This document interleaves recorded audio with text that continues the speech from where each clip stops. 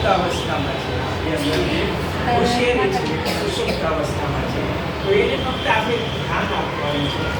ધ્યાન શું આપવાનું? અહીંયાથી તમને ભણાવવામાં આવે, એકાગ્ર ચિત્તથી તમારે ધ્યાન આપવાનું કે જે વિષય તમને ભણાવવામાં આવે છે એને તમે ધ્યાન આપો. અને તમારું મન એકાગ્ર હશે, શિક્ષક જે ભણાવે છે એ તરફ હશે, તો તમને જરૂરી કરશે એ બાબત કેમ કરવી?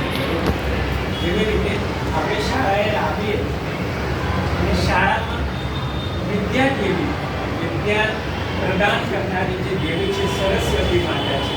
તો આપણે આપણા વિદ્યા જગતની આરાધ્ય દેવી છે સરસ્વતી માતા, એનો આદર કરીએ, પ્રણામ કરીએ, પૂજન કરીએ છીએ. કારણ હોશિયાર આપણે કરી શકીએ એટલા માટે. સરસ્વતી માતા એક જ છે આખા વિશ્વ માટે. તો દરેક ક્લાસની માતા કરી શકીએ છીએ, પણ એ સરસ્વતી માતા એ ધર્મ જે આ શિક્ષક જે તમારા ક્લાસની અંદર આવે છે એ સરસ્વતી માતાનું રૂપ કહેવાય. એ રૂપ અને એ રૂપ તમારા ક્લાસમાં આવીને સરસ